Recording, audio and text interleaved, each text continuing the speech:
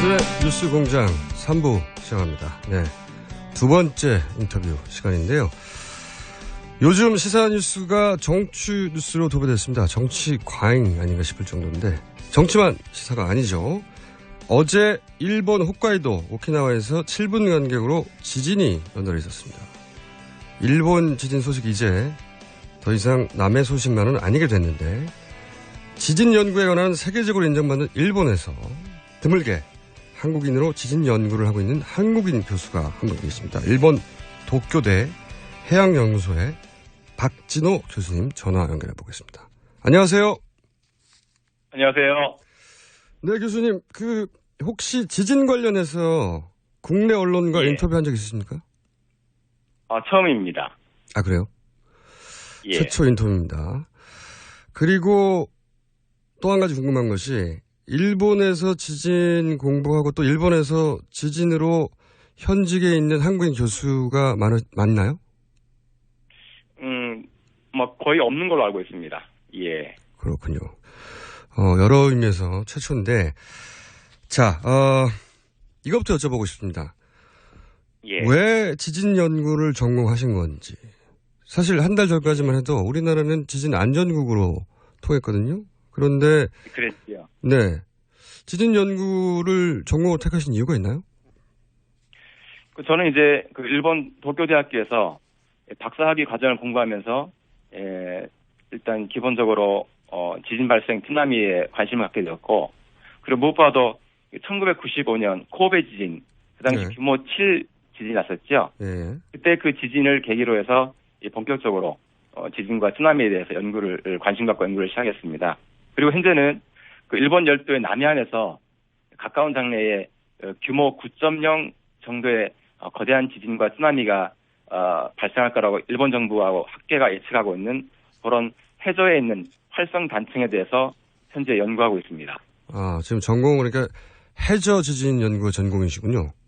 예, 바다 쪽에 연결되어 있는 그런 해저 단층, 지진을 일으키는 해저 단층에 대해서 주로 연구를 하고 있습니다. 일반적으로 일본이 예. 지진 연구가 앞선 것으로 알려졌고 일반인들의 인식이 그렇긴 한데 실제 그렇습니까? 예, 전 세계적으로 봐더라도 지진이 가장 많이 발생하는 곳이 일본이기 때문에 또 일본 정부에서 또 바로 지진 발생, 쓰나미 발생은 국민의 생명과 바로 관련이 있기 때문에 여러 가지 인프라도 투자를 많이 하고 연구비도 많이 투자하고 그래서 가장 활발하게 연구를 하고 있는 나라 중에 전 세계적으로 아마 탑일 것입니다. 실제 그렇군요. 자, 그러면 이제 본격적으로 질문 드리자면 좀 전에 말씀드렸지만 한국은 지진 안전지대다 이렇게 인식돼 왔어요. 그런데 이제 연구를 하시는 분으로서 한국에서 강진이 발생할 것이다 이런 예측이 혹시 있었습니까? 일본 쪽에서는? 사실은 이제 이번 경주 지진을 일으킨 단층이 네. 양산 단층이라고 알려져 있고 국내에서는 그렇게 얘기합니다. 양산 단층은 이전부터 활성 단층이라고 많이 들어왔기 때문에 언젠가는 강진이 일어날 거라고 생각했습니다. 근데 특히 2011년에 동일본 지진 규모 9.0 발생했지 않습니까? 네. 이 동일본 지진의 영향 때문에 아마도 아시아 전역에서 지진을 일으킨 에너지, 즉 활성 단층에 축적된 응력에 커다란 불균형이 생겼고, 네. 그 때문에 한반도에서도 예전에 비해서 강한 지진이 자주 발생할 거라고는 저를 포함해서 많은 사람들이 예상을 하고 있었지요. 그렇지만 그 지진 발생의 구체적인 시간과 장소는 아무도 몰랐지요. 알 수도 없었고요. 발생하긴 할 거다. 시기를 예측할 수는 없어도 그런 전망. 장소도 물론 예측하기가 정말 어렵지요. 예.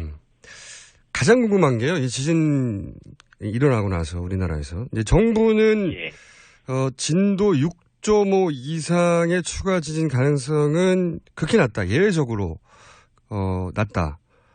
정말 그런가요? 이게 가장 궁금합니다. 그러니까 더 이상 지진이 있다 하더라도 여진일 뿐이지 6.5 이상은 일어나기 힘들다라는 게 정부 입장이고 국내 언론에서도 그런 식으로 보도되고 있는데 이게 가장 궁금합니다. 예. 정말 그런가요? 사실은 이제 지진의 규모를 우리가 측정할 때 6이다, 6.5다, 7이다 이렇게 판단할 때 가장 중요한 것은 단층이에요. 단층의 길이와 단층의 그 발달 상황, 폭인데 네. 그런 거에 대한 정확한 데이터와 그리고 이해가 없이 6이다, 6.5다, 7이다라고 말할 수는 없고요. 아직 한국에서는 보니까 그런 그 육상이든 바다 쪽이든 활성 단층에 대한 자료가 제가 보기에는 아주 부족한 상태이기 때문에 반드시 6.5 이상은 안 일어난다라고는 결코 말할 수 없다고 생각합니다. 아, 그래요? 예를 들어서 조선시대 기록이나 이런 걸로 봐서 6.5는 어렵다 이런 추정들 내놓고 있는데 교수님 보시기에는 예. 연구하시는 분을 보시기에는 그렇게 말하는 거는 사실이 아니다 이런 건가요? 예, 사실 이제 조선시대 때 조선왕조 실록에 그런 역사적인 자료가 있다고 저도 언론을 보고 신문을 보고 알고 있었는데 네. 그 당시에는 이제 현대적인 그런 지진계에 관측된 자료가 아니고 그래서 고문서에 나와 있는 기록이기 때문에 그 자료를 근거로 규모가 6이다 7이다 말할 수는 없고요. 사실 이제 지진이라고 하는 그 현상 자체가 우리의 보통 아직도 과학적 지식을 훨씬 뛰어넘는 그 현상이기 때문에 아시는 것처럼 그 2011년 동일본 대진이 일어났을 때 사실 그 동일본 대진이 일어난 그 지역 자체는 몇십 년 동안 일본 정부가 연구를 해왔음에도 불구하고 대략 규모 7 정도의 지진밖에 일어나지 않을 것이다라고 대부분 사람들이 이야기했거든요. 일본에서도 그렇게 예측했는데. 예. 어허. 그런데 갑자기 8도 아닌 진도 9가 일어난 거잖아요. 예. 예. 그래서 우리의 그런 상상을 초월한 혹은 우리가 아니라 생각했던 부분을 뛰어넘는 그런 지진이 발생했기 때문에 그런 거에 대비는 한국에서도 반드시 필요하다고 저는 일본의 경우를 보니까 생각이 들었습니다. 일본에 관한 가장 선진국이라고 할 수 있는 지진에 관한 가장 선진국이라고 할 수 있는 일본도 예측을 못하는데 우리가 조선시대 기록 가지고 6.5 예. 이상은 극히 희박하다고 말하는 거는 과학적이지 않다 전혀. 전혀 근거가 없지요. 전혀 근거 없다고 말씀드리면 좀 오해가 있을지 모르지만 근거가 아주 미약하지요. 어허.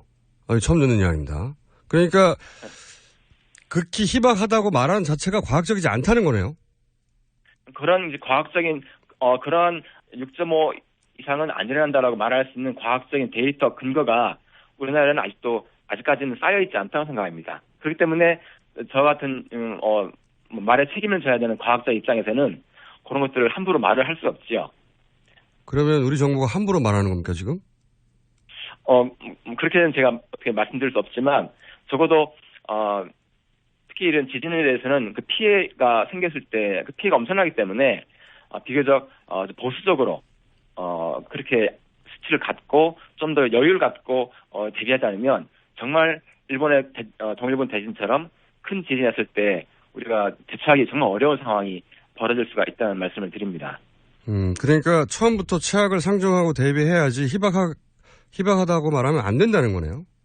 그렇죠. 특히 자연재해는 지진과 같은 쓰나미 같은 자연재해는 더욱더 그렇게 아주 어려운 과정을 두고 미리 예측을 할 수밖에 없는 상황이죠. 최악의 상황을 염두에 둔 준비가 필요할 거라 생각합니다. 우리 정부는 이제 국민들이 걱정할까봐 아마도 원전의 내진 설계 기준 6.5 정도여서 6.5 이상은 일어나지 않는다 혹은 일어날 가능성이 희박하다고 말을 한 것 같은데 그건 굉장히 위험한 태도다. 일본 같은 경우도 7 예상했는데 9가 일어났었다.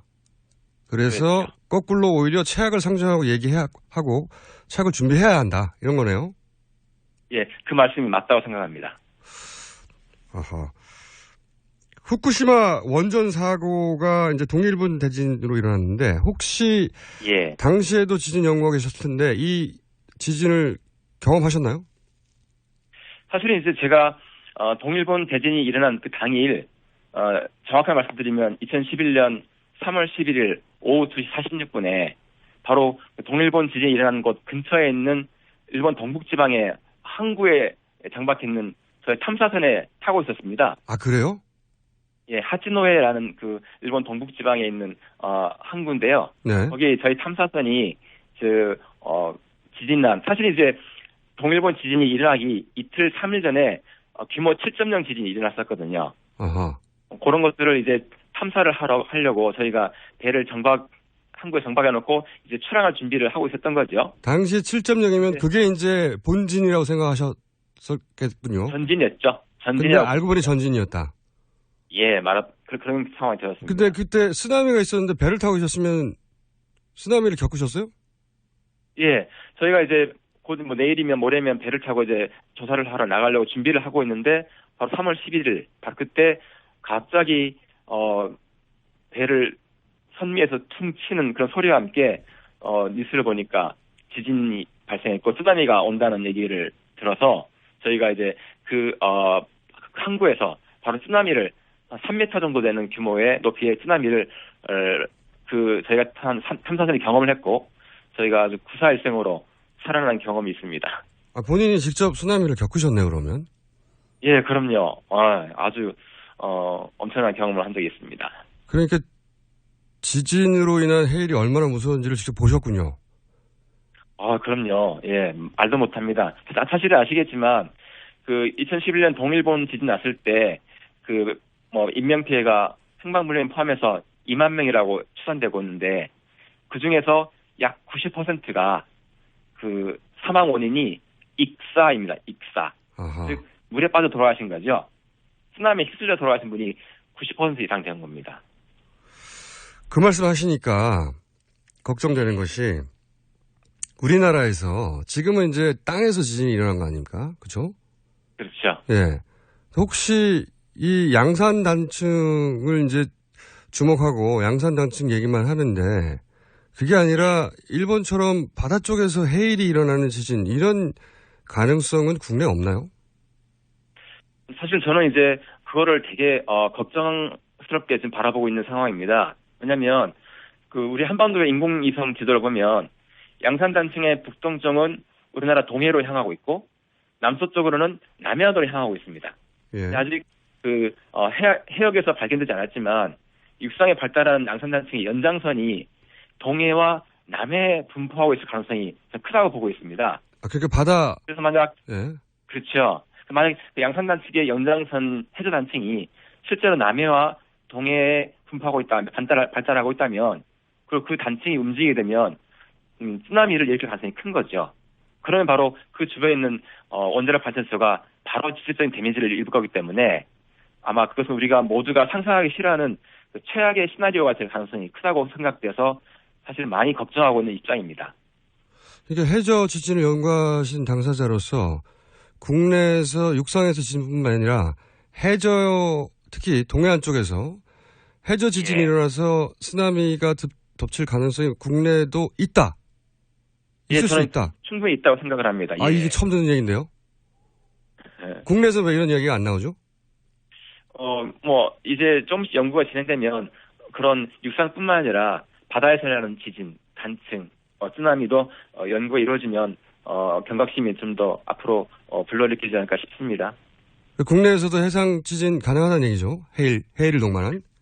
예, 그 단층이 움직이는 방향과 크기에 따라 다르겠지만 그런 단층이 정말로 해저 단층이 움직이면 바로 우리나라 같은 경우는 연안에 있기 때문에 그런 지진 해일의 가능성, 피해가 충분히 염려가 되는 상황이라고 생각합니다. 우리 원전이 대부분 동쪽에 있는데 동해안을 따라서 만약에 그런 상상하기는 싫지만 그런 쓰나미가 덮치면 우리 원전이 버틸 수 있을까요? 일본의 경우를 비춰보자면. 사실 이제 후쿠시마 원자력 발전소가 그렇게 데미지를 입었던 이유는 지진 흔들림 때문에 그랬던 건 아니었거든요. 단지 이제 쓰나미 때문에 바닷물이 그 원자력 발전소를 막고 있는 방파제를 넘어서 바로 후쿠시마 발전소 안에 들어와서 그 지하에 있는 그런 전기 서지를 잠식해버렸기 때문에 전기가 올 수없다는 바람에 그 냉각수도 쿨링하는 효과가 다 떨어지고 그래서 무너진 거거든요. 그렇군요. 그러니까 땅이 흔들려서가 아니라 물이 덮쳐서다. 예, 사실 바닷물이 넘쳤기 때문에 후쿠시마 발전소가 그렇게 큰 데미지를 입었던 원인이 되었던 겁니다. 그러니까 흔들림이 진도가 아니었고 사실은. 그 진도가 중요한 게 아니라 물이 얼마나 덮치냐가 문제네요. 이럴 경우에는.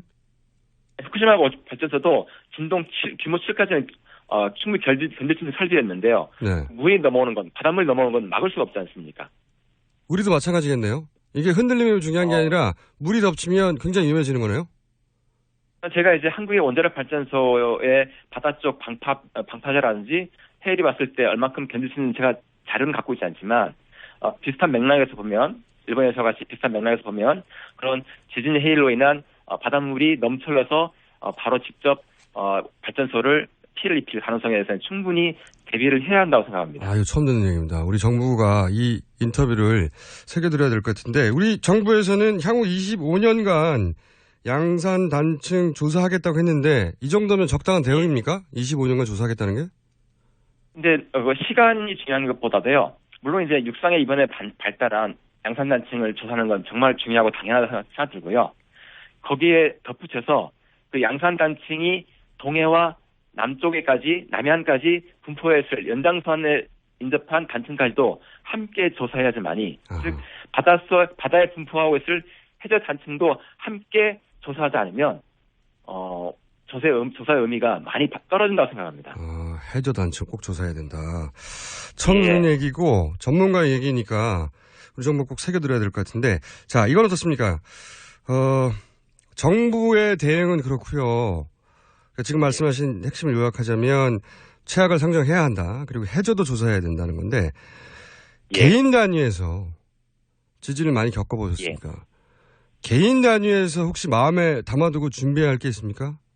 혹여 지진이 일어난다면 나는 어떻게 해야 된다. 예를 들어서 국내 한 교수는 보통 재난 때 학교로 가는데 우리나라 저층 학교들은 내진 설계가 안 돼 있어서 학교로 가는 건 더 위험하다고 하거든요. 예. 그래서 이제 잘 아시겠지만 제가 도쿄에 살고 있는데 이 도쿄 근처에 보면 의외로 주변에 주택지 근처에도 공원이 참 많습니다. 공원이. 예, 전 처음에 일본 처음 왔을 때 왜 이렇게 일본 땅값이 비싼데 공원이 많나 봤더니 지진 재난에 대한 피난 장소였더라고요. 건물 없는 곳이 있는 거군요, 말하자면. 예, 그러니까 그런 녹지가 많아요. 그래서 땅값 비싼데 왜 녹지를 많이 했을까 싶었는데 알고 보니까 바로 주변에 곳곳에 공원을 많이 설치해서 그 공원마다 지진 재난에 대비한 구호 물품도 창고도 마련해 놓고 여러 가지 그런 시설을 많이 했는데 사실 이제 우리나라도 이제 좀 밀집된 지역일수록 그런 재난을 대비한 그런 공간을 충분히 조성할 필요가 있겠다고 생각이 듭니다. 그게 녹지가 조경이 아니라 대피지군요. 사실은 피난지였습니다. 그러면 지금 마지막으로 우리 정부한테 이렇게 하라고 제안하고 싶은 거 있어요? 전문가로서? 사실은 이제 우리가 잘 알고 있는 격언 중에 소잃고 외양간 고치다는 격언이 있지 않습니까? 네. 예, 세계적으로 지진과 쓰나미에 관한 연구가 가장 활발하다고 알려져 있는 일본에서조차도 2011년 동일본 대지진을 경험하고 나서 지진과 쓰나미에 관한 연구를 더욱 강화하고 있습니다. 예산을 더욱더 투자하고 있고. 그래서 저희가 저희가 연구하고 있는 일본 열도 남해안에서 가까운 장래에 규모 9.0 지진이 일어날 것이라고 일본 정부와 학계가 염려하고 있기 때문이기도 한데요. 사실 이제 일반적으로 생각하면 소 잃기 전에 외양간 고치면 괜히 쓸데없는데 돈 쓴다, 시간 노력을 허비한다라고 생각될 수 있지만 자연재해, 특히 지진 쓰나미는 크게 발생하면 그 피해가 우리의 상상을 초월하기 때문에 사실은 이제 미리미리 소를 잃기 전에 외양간을 정비하는 것이 결코 낭비가 아니라고 생각합니다. 오히려 이것은 바로 국가의 미래와 안녕을 위한 투자라고 생각하고요. 따라서 우리나라 정부도 이 국민의 생명과 직결되는 지진 쓰나미 방제 연구에 더욱 아낌없는 투자가 절실하다고 저는 생각하고 있습니다. 그러니까 큰 지진 희박하다고 할 게 아니라 큰 지진 가능성이 아무리 희박해도 사실은 정부는 더 큰 지진을 예측하고 준비해야 한다. 그게 낭비가 아니다는 말씀이시죠? 직접 겪어본 분으로서. 그럼요. 예, 그건 국민을 위한 투자고 당연히 정부가 해야 할 방침이라고 생각합니다. 알겠습니다. 오늘 말씀 감사합니다. 예, 감사합니다. 네, 지금까지 지진 해일 전문가 일본 도쿄대 해양연구소의 박진호